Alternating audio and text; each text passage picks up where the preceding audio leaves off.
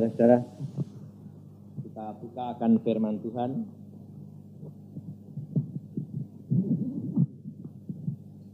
Firman Tuhan, saudara-saudara, di dalam Markus pasal yang ke-14.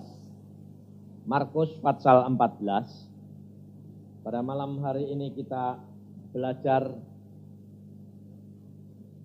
bagaimana kalau kita tidak menurut Tuhan. Dan kalau kita menurut Tuhan, ada dua perkara. Dan setiap manusia diberikan hak untuk memilih jalannya sendiri. Di dalam firman Tuhan ini, di dalam Markus pasal 14, ayat yang ke-32 mulai. Lalu sampailah Yesus dan murid-muridnya ke suatu tempat yang bernama Getsemani. Kata Yesus kepada murid-muridnya, duduklah di sini sementara aku berdoa. Dan ia membawa Petrus dan Yakobus dan Yohanes sertanya. Ia sangat takut dan gentar. Lalu katanya kepada mereka, hatiku sangat sedih seperti mau mati rasanya. Tinggallah di sini dan berjaga-jagalah. Ia maju sedikit, merebahkan dirinya ke tanah dan berdoa supaya sekiranya mungkin saat itu lalu daripadanya. Katanya, ya Aba, ya Bapa, tidak ada yang mustahil bagimu. Ambillah cawan ini daripadaku, tetapi janganlah apa yang aku kehendaki, melainkan apa yang engkau kehendaki. Saudara-saudara yang kasih dalam Tuhan, kita kerap kali kalau kita ini dibandingkan dengan Yesus, kira-kira saudara selalu bilang bagaimana? Wah, aku enggak bisa seperti dia. Karena dia itu Allah dan yang menjelma menjadi manusia dan tidak pernah khawatir. Pada saat ini kita membaca dan mendengar dia sangat takut dan aneh enggak? Kalau dengar Yesus itu bisa takut. Hah? Aneh enggak?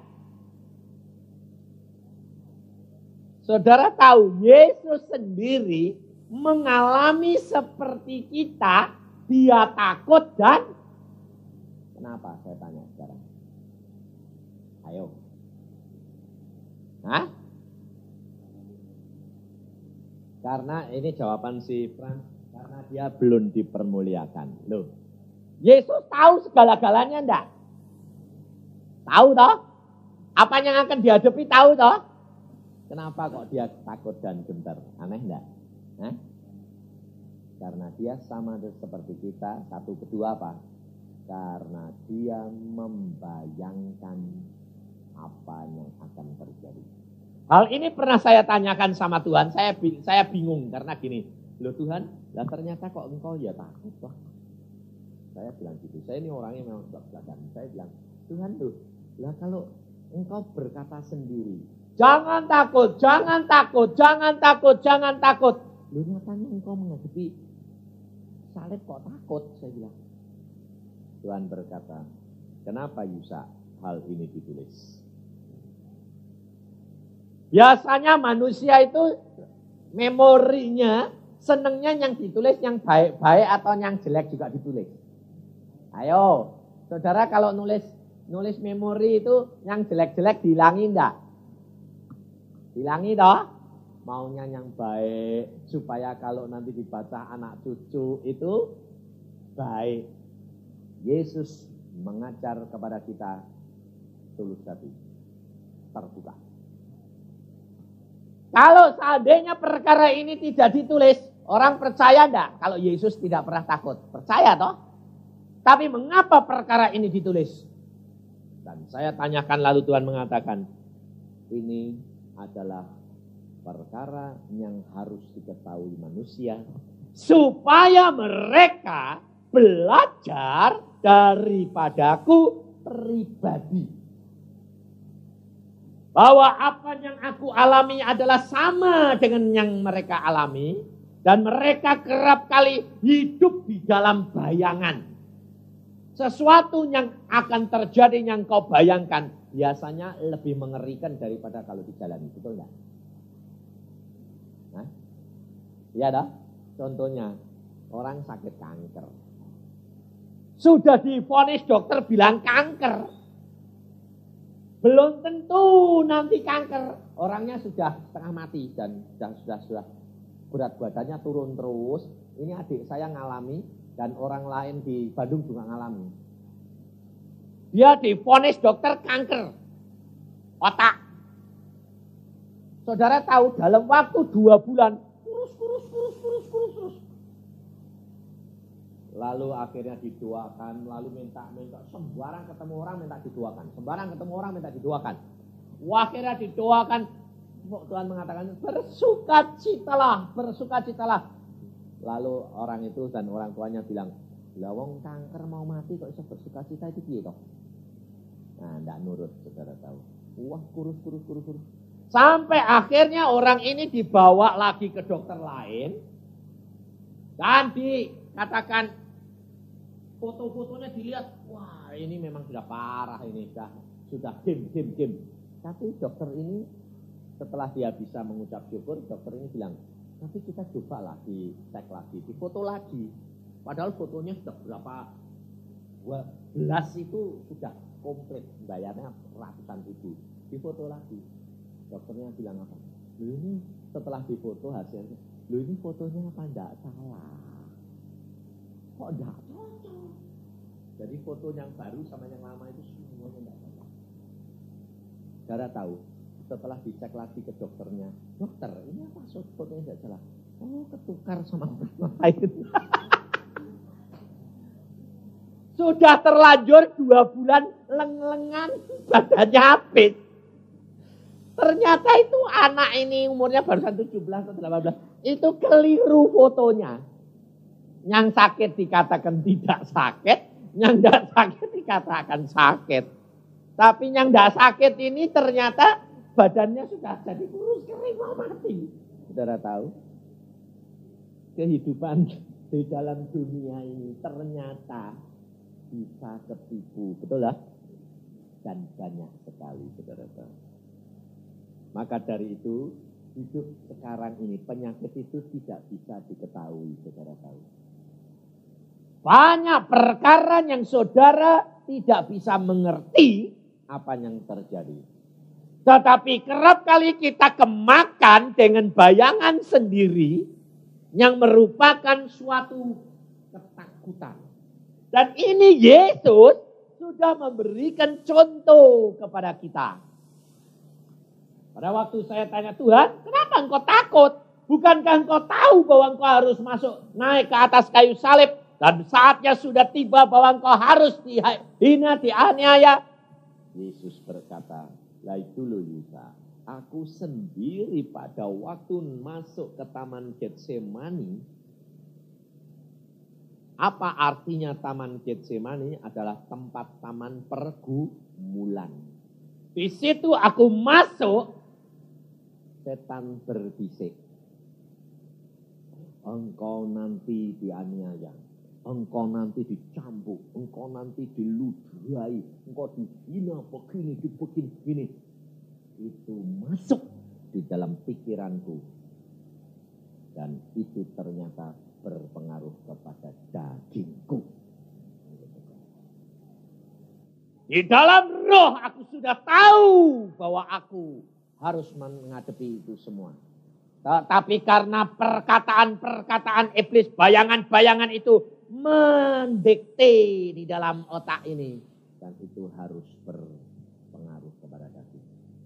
Dan engkau tahu, aku harus mengalahkan pikiran itu dan menolaknya sampai pelukku menjadi darah. Pembuluh darahku pecah. Datang. Mengapa hal itu terjadi? Supaya anak-anakku tahu harus menjaga kepikirannya daripada bisikan-bisikan kuasa gelap. Karena kalau itu sudah masuk dan kau bayangkan, kau harus menolak dan engkau tidak akan mampu untuk melawannya kecuali dengan namaku, karena aku sudah bayar harga itu. Saudara tahu, Yesus mau membayar semuanya bukan karena dosanya sendiri, tapi dosa kita sekalian. Kenapa dia mau dihina? Kenapa dia mau sampai merasakan ketakutan dan kegentaran? Karena bukan untuk dosanya sendiri, tetapi karena untuk saudara, supaya saudara dan saya tidak usah membayar harga itu. Bagaimana cintanya dia kepada kita, saudara?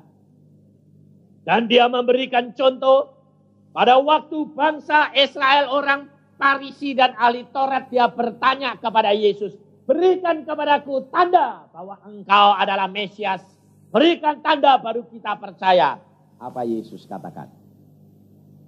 Kepada bangsa yang jahat ini tidak diberi tanda kecuali tanda Nabi Yunus. Seperti Yunus di dalam perut ikan 3 hari 3 malam.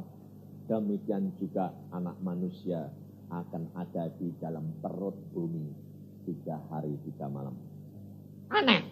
Kenapa Tuhan? Saya tanyakan. Kok dihubungkan sama Yunus? Ada hubungannya sama Yunus, Tuhan berkata. Pada waktu di Taman Getsemani, aku membayangkan apa yang akan terjadi. Dan bayangan itu demikian membuat aku gentar dan takut. Dan aku harus bayar harganya itu dengan pemecahan pembuluh darahku. Setelah itu, apa yang aku lakukan? Ya berdoa. Saudara perhatikan doa Yesus. Aneh enggak? Biasanya dia berdoa pernah pakai kata-kata kira-kira, sekiranya. Hah? Enggak pernah. Orang kalau berdoa bagaimana?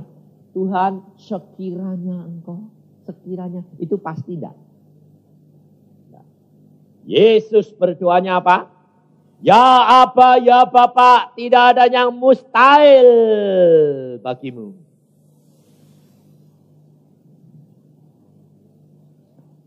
Merebahkan diri, berdoa, supaya sekiranya mungkin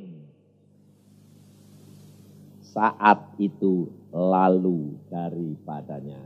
Yesus memberikan contoh kepada kita, kalau berdoa itu tidak perlu sekiranya. Kenapa dia berdoa sekiranya? Karena pada saat itu dia belum pasti bahwa doanya itu dikabulkan oleh Bapaknya. Dia minta apa? Sekiranya mungkin hal ini lalu. Artinya kalau itu kehendakmu, lepaskan. Betul enggak? Dan akhirnya dilepaskan Allah apa enggak? Tidak. Harus dialami. Maka dari itu saudara, kita harus belajar. Pada waktu dari Yesus, pada waktu dia menghadapi saat-saat yang kritis, jangan membayangkan apa yang akan terjadi. Tapi Yesus mengatakan, hadapi segala sesuatu menurut kenyataan. Anak saya sendiri pada waktu dia tesnya itu hasilnya jelek, lihat nemnya jelek, dia sudah mengatakan, waduh, aku ini, Pak, nemnya jelek tuh, Pak. Nemnya jelek, Pak. 3, 4, 5. Wah. Lah nanti masuk fakultas kalau ditanyain nem, ya enggak diterima. Tapi dia berharap kepada Allahnya. Kalau kira-kira anak saya itu membayangkan, wah pasti tidak diterima, pasti tidak diterima. Bakal diterima apa enggak? Enggak. Karena apa? tidak ada semangat belajar, sudah tidak ada semangat apa-apa. Saudara kalau sudah orang dagang, kalau sudah punya bayangan bakal laku bangkrut, kira-kira saudara punya semangat kerja enggak? Hah? Jangan hidup di dalam bayangan, tetapi jalani langkah dengan langkah bersama dengan Yesus. Apa yang akan terjadi? Tidak masalah. Pada waktu anak saya sakit, dokter mengatakan begini, kasihan, kasih obat anti sakit supaya anak itu tidak menderita. Padahal Tuhan sudah bicara kepada saya mengatakan apa? Stop semua obat. Lalu teman-teman saya, dokter bilang, wah kamu ini berarti tidak sayang anak dong. Lawang anak sakit kok tidak dikasih anti sakit supaya tidak menderita. Saya berkata, stop semua obat. Sebab Allah berkata begitu. Kasihan dia menderita. Apapun yang terjadi, Allahku lebih tahu daripada kamu. Prinsip saya begitu. Kalau anakku harus menderita, dia sudah diukur Allah. Dan dia harus tanggung itu, tanggung. Dan dia pasti sanggup. Mengasihi anak sama menurut Yesus. Pilih mana? Menurut Yesus, anaknya dapat kasih. Saya tanya sama anak saya, sakit enggak nih? Ya enggak seberapa. Nah, percaya enggak? Enggak seberapa, Pak. Nah, ya. Tanggung ya, ucapkan syukur. Ya, Papa. Dan akhirnya dia sembuh total. Saudara tahu. Kita itu sudah diberikan contoh oleh Yesus. Kita tidak perlu hidup di dalam bayangan. Tetapi hidup di dalam kenyataan. Kita kalau hidup di dalam bayangan. Itu sudah tidak bisa apa-apa. Nanti anak pergi dibayangin. Nanti kalau kecelakaan. Nanti kalau apa. Tidak bisa kerja. Saudara tahu. Ya dah. Nah, coba suaminya kerja di kepekerjaan. Bayangannya, istriku nanti di rumah ngapain nyeleweng, jangan-jangan diparani orang. Kira-kira bisa kerja. Hah? Sebaliknya istri di rumah kelabaan. Kayak ayam mau bertelur. Kelabaan, mutar-mutar. Apa-apa, suamiku kemana? Jangan-jangan nyeleweng sama sekretarisnya. Kacau, saudara tahu. Kita harus hidup menurut kenyataan. Langkah demi langkah, percayakan segala sesuatu sudah ada di dalam tangan Yesus. Ya, sanggup lakukan segala perkara, tidak usah khawatir. Makanya saya di Bali, yang punya rumah bilang gini, Pak Yusa mau pinjam telepon, mau introkal ke rumah, ke Bandung. Enggak, ada apa? Loh, setiap hamba Tuhan tuh biasanya kalau sudah sampai di kota, angkat telepon ke sana bilang, aku sudah tiba, tidak usah khawatir. Loh, saya bilang, aku tidak pernah telepon-telepon. Loh, kenapa? Ya buat apa? Istriku ya percaya kalau saya mesti selamat. Tidak pernah? Enggak. Dari Bali ke Surabaya ya ada telepon. Enggak. Buat apa? Istriku sudah tahu deh. Yakin kalau aku selamat. Kalau ada apa-apa dikasih tahu sama Tuhan. Oh, kok enak ya? Ya enak. Saya bilang hidup dengan Kristus itu enak. Tidak usah khawatir. Apapun yang terjadi, Allahmu sudah tahu. Jangan hidup di dalam bayangan. Sebab Yesus sudah memberikan contoh. Kalau kamu hidup dalam bayangan, bayar harganya mahal luar biasa. Yesus saja yang dia sudah tahu apa yang akan terjadi. Ya hidup dibayangi setan, dia harus bayar sampai pembuluhnya pecah. Apalagi kita, mana mampu. Ya dah, tidak usah pusing. Jalani, engkau akan sanggup melakukan. Sanggup mengatasi, pasti. Karena itu jaminan dia. Tapi mengapa Yesus mengatakan menghubungkan dia dengan Yunus? Dia berkata, perhatikan. Manusia tetap diberikan izin untuk menetapkan langkahnya. Kalau engkau sudah ditetapkan dan kau hidup di dalam bayangan, ada dua jalan. Yunus pun membayangkan Pada waktu Yunus diperintah oleh Allah ke Niniwe, peringatkan rakyat itu untuk bertobat. Kalau tidak dalam waktu 40 hari, aku akan musnahkan kota itu. Yunus pada waktu diberi perintah, sama dengan Yesus pada waktu diperintah. Engkau harus naik ke atas kayu salib untuk menebus dosa isi dunia. Kau harus menanggung derita. Sama. Perintahnya Yunus, perintah kepada Yesus, sama perintahnya. Tetapi masalahnya sekarang, bayangan yang Yesus terima dan bayangan yang Yunus terima. Yunus membayangkan, oh Allah itu Allah yang pengasih. Allah itu penuh dengan pengampunan. Nanti kalau aku peringatkan dia bertobat, kota Niniwe pasti tidak dihukum. Percuma. Dia sudah membayangkan dulu. Dan dia karena membayangkan, dia menilai menurut kepentingannya diri sendiri. Kepuasan diri sendiri. Dia melarikan diri. Yesus juga membayangkan bahwa dia akan menderita untuk manusia. Tetapi dia tahu. Dia tidak kuat. Dia merasa tidak kuat. Tetapi dia menyerahkan semua di dalam tangan Allah. Saudara, kalau ada apa-apa yang mendapatkan suatu musibah, saudara dibayangi, saudara harus menetapkan. Kalau saudara mengambil langkah kekhawatiran, ketakutan, mau melarikan diri dari kenyataan, kau harus bayar harganya seperti Yunus.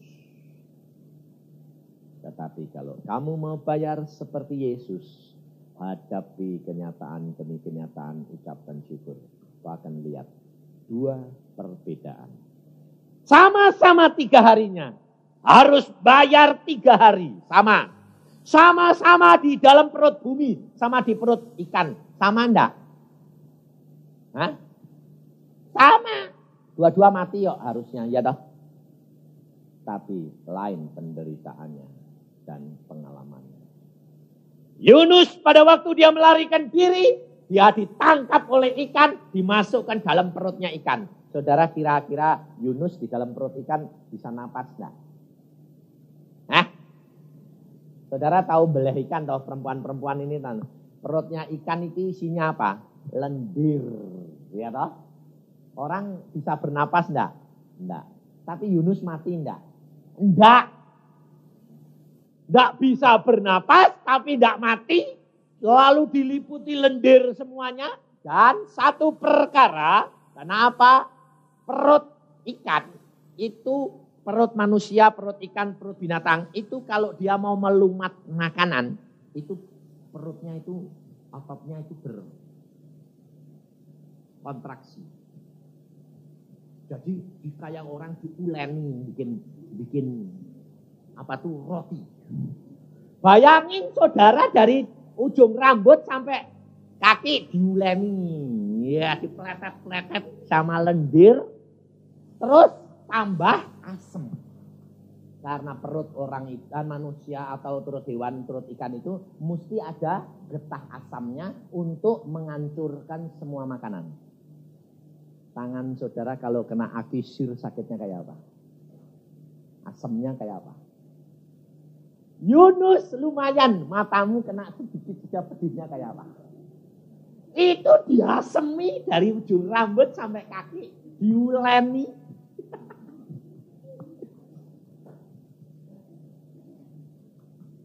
Saudara bisa bayangkan, enggak 1 jam, 2 jam, 3 hari, 3 malam.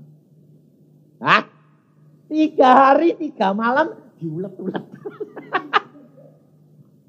Penderitaan Yunus seperti apa? Saudara bisa ketawa, tapi saudara sendiri kerap kali masuk di dalam situ dah. Kalau membayangkan, wah nanti bagaimana kalau aku bangkrut, nanti bagaimana pekerjaanku, bagaimana aku harus membayar ini, bagaimana aku harus... Penderitaan itu saudara harus alami, saudara tahu? Malam tidak bisa tidur, betul dah? Ayo, lebakan terus, kayak orang kepanasan. Kenapa tidak bisa tidur? Pikirannya tidak bisa berhenti. Terus bayangin sana, bayangin sini. engkau mau melarikan diri seperti Yunus, kau akan sengsara. Dan semuanya ada waktunya. Batas waktu sudah ditetapkan. Orang harus bayar harganya itu. Saudara tahu. Maka dari itu untuk melepaskan diri, Yesus sudah memberikan contoh. Yesus pada waktu dia menghadapi itu, dia menyerahkan kepada Bapaknya. Dia mengatakan, jikalau hal ini tidak boleh Bapak, kehendakmu yang jadi. Lalu dia hadapi. Dan dia tidak melarikan diri. Dia diseksa. Dia dihina. Tetapi dia ternyata mampu mengatasi. Maka dia berkata, ampuni mereka karena mereka tidak tahu apa yang mereka perbuat. Dan pada waktu dia di atas kayu salib dia berkata, sudah genap. Inilah saudara. Maka Yesus melalui Rasul Paulus dia berkata, engkau tidak akan dibiarkan dicobai lebih dari kekuatanmu. Pada waktunya aku akan berikan kamu jalan keluar. Karena dia sudah tahu kemampuanmu sampai di mana. Tetapi yang dituntut oleh Yesus adalah penyerahan diri. Total. Jangan melarikan diri daripada suatu kenyataan. Jangan hidup di dalam bayangan. Sebab harta dunia dalam waktu sekejap bisa habis. Saya punya teman di Jakarta. Dia punya ayah, kekayaannya dia bilang 7 turunan tidak akan habis. Kapalnya banyak, rumahnya banyak. Anehnya saudara tahu pada waktu Perang Dunia Kedua, setiap bomnya Amerika itu persis di rumah dia semuanya. Sampai kapalnya berapa itu habis ludes satu jadaga. Padahal bapaknya bilang, nak jangan khawatir, rumah ada berapa puluh, hampir kira-kira 100. Mobil apa itu segala ada, kapal ada berapa puluh. Tidak bakal habis 7 turunan. Saudara percaya? Habis ludes. Setiap bom itu jatuhnya persis di rumahnya itu semua. Sampai ludes kapal juga ludes, akhirnya miskin. Segala perkara di dalam dunia tidak ada yang kekal. Di Cirebon ada suami istri yang punya rumah 100. Tapi dia tidak punya anak satupun. Tidak punya family. Tidak punya anak, tidak punya family. Punya rumah kerja setengah mati, 100. Akhirnya yang nikmati dikasihkan orang semuanya. Siapa yang menikmati? Akhirnya dia mati. Ini loh saudara. Maka dari itu kita harus tahu dan menyadari. Kita tidak perlu hidup di dalam bayangan-bayangan apa yang akan terjadi. Kita tidak perlu khawatir, kita tidak perlu takut. Allah sudah menetapkan, hari ini habis, lusa Allah dapat mengangkat kembali. Coba bayangin, saudara baca enggak di koran? Orang yang pergi ke salah satu negara berkembang, dia beli batu. Batu itu orang yang jual batu-batuan itu, batu permata itu. Tapi ini batu hitam, bola tenis itu. Dan batu itu mintanya $15. Sama dia dibeli tawar-tawar dapat $10. Sampai di Amerika dia pulang, dia tergerak batu ini kok aneh, hitamnya aneh, coklat-coklat hitam gitu. Akhirnya dibawa ke laboratorium, diperiksakan.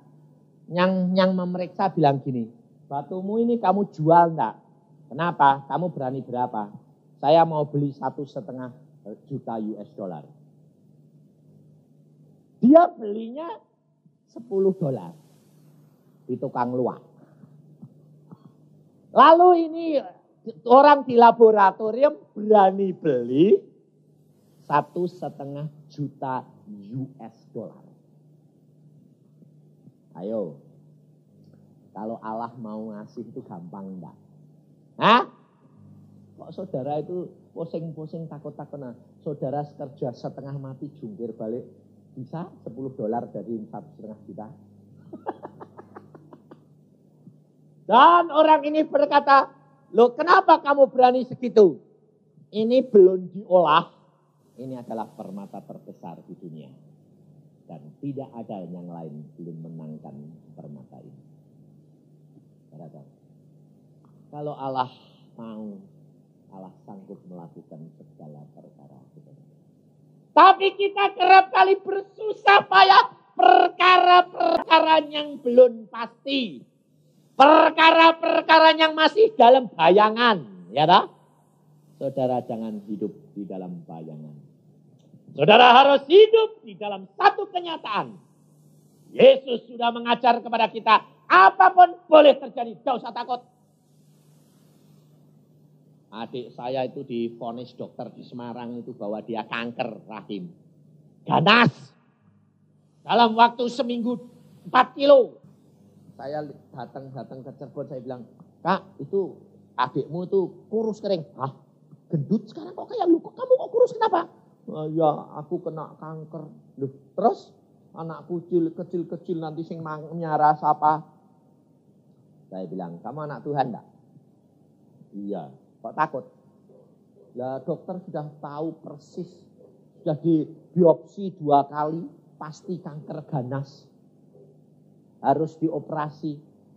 Lah terus kok kamu enggak operasi? Saya bilang. Ketakutan. Lah kamu ngapain ke sini? Ngajak kakak sembahyang.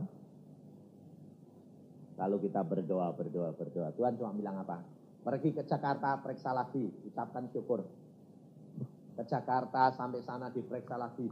Enggak kanker, luka biasa. Langsung seminggu gendut lagi. Saya bilang, itu orang Kristen apa? Saya bilang.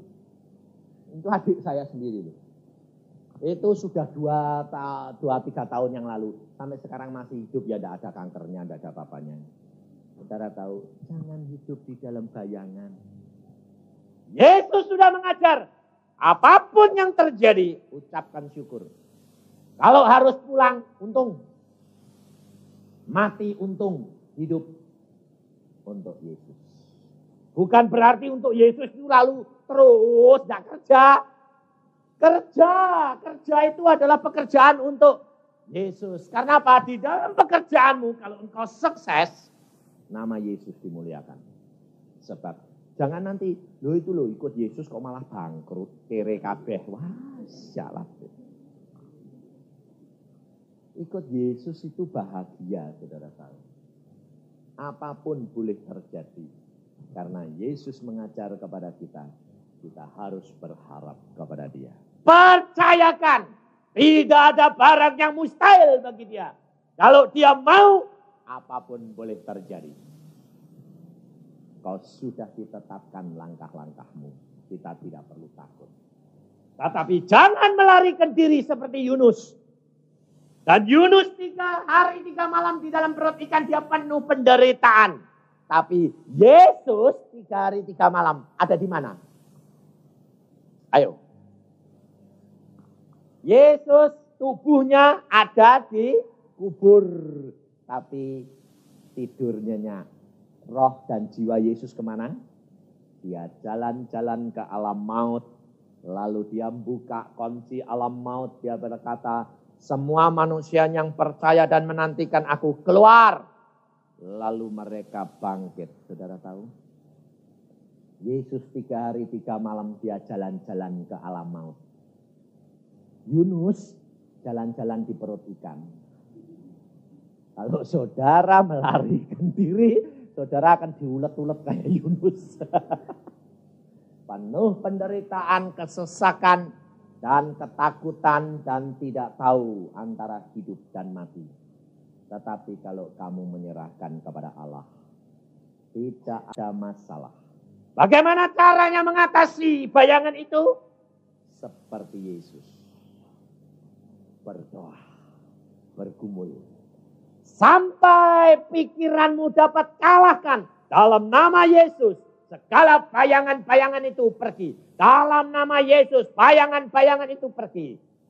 Dan kamu duduk diam dan kamu katakan, Yesus Tuhan sudah bayar harganya pergumulanku. Dan aku tidak takut lagi.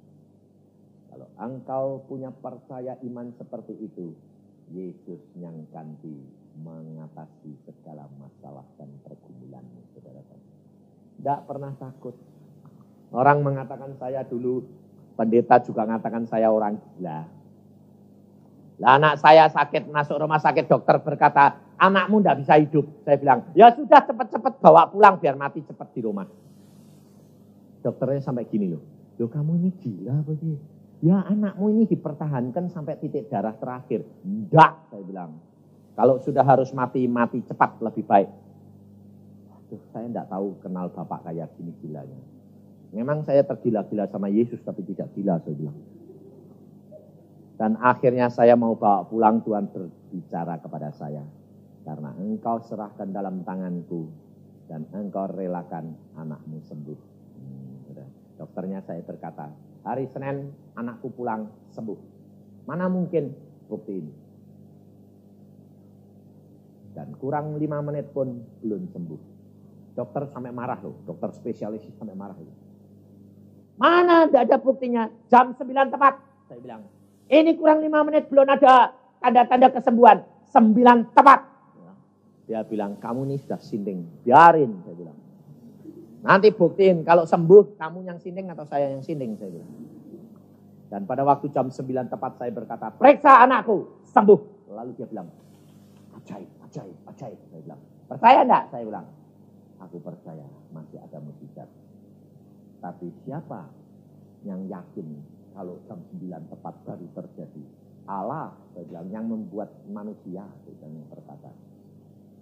Maka dari itu, saudara, kalau engkau tidak punya pengalaman pribadi dengan Allah, engkau tidak akan percaya. Saya dilepaskan dari segala kejelekan. Segala sifat saya, pribadi saya jelek. Jago biskop, jago judi, jago perempuan, semua bubar. Saudara percaya saya ini punya bawaan peminum.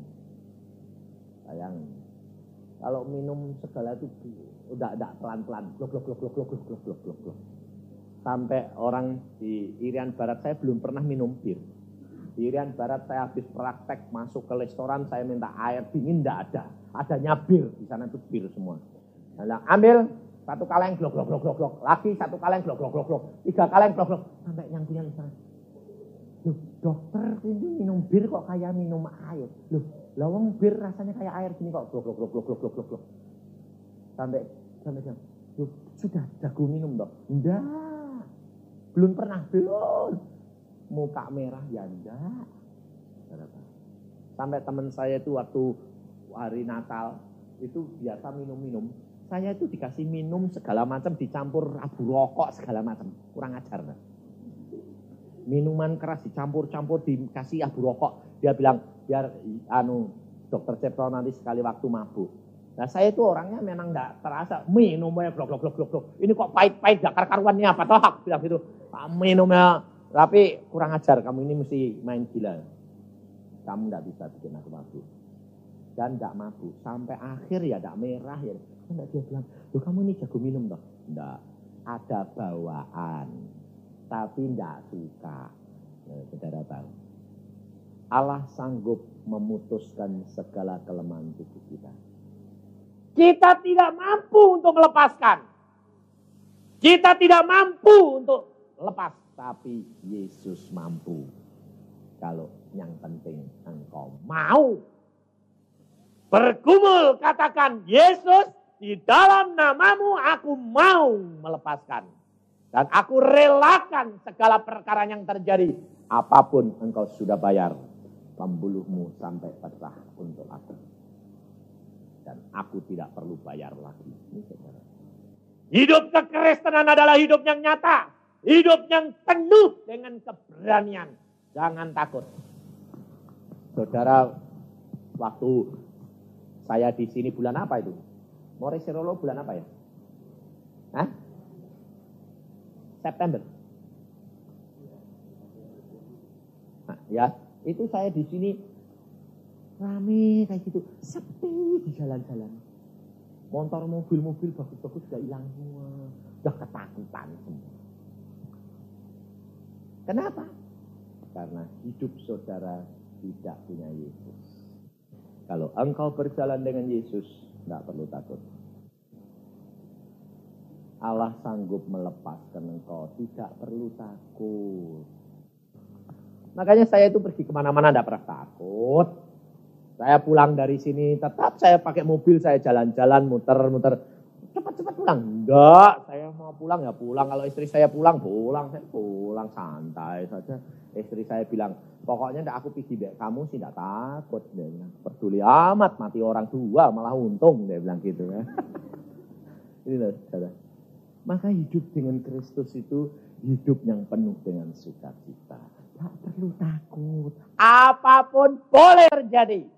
Kalau belum waktunya, Yesus berkata, dia pada waktu dia pinggir jurang mau dilempar ke dalam jurang, Yesus tidak melarikan diri. Belajar dari Yesus. Yesus berjalan lewat. Kenapa? Ayat berkata, karena belum waktunya. Sehingga tidak seorang pun boleh menjamah Yesus. Seorang pun tidak dapat menjamah saudara kalau Yesus tidak kehendaki. Kalau engkau dijamah, periksa diri. Ada sesuatu yang tidak beres dan bertobat. Maka hidupmu penuh dengan sukacita. Jaminan ada di dalam dia. Dia sudah bayar harganya. Engkau tidak perlu takut dan gentar lagi. Karena dia sudah bayar harganya untuk kita. Amin. Mari kita berdoa. Tuhan, firman-Mu sudah hamba sampaikan. Anak-anak-Mu sudah belajar bagaimana kalau mereka melarikan diri seperti Yunus. Mereka akan menderita dan mereka akan diolah di dalam perut ikan. Yang membuat mereka sengsara. Kalau mereka melarikan diri dari masalahnya, mereka hidup di dalam bayangan yang akan terjadi padahal belum tentu terjadi. Mereka akan mengalami seperti Yunus. Hidup di dalam penderitaan demi penderitaan dalam masa yang kau sudah tetapkan harus dibayar harganya.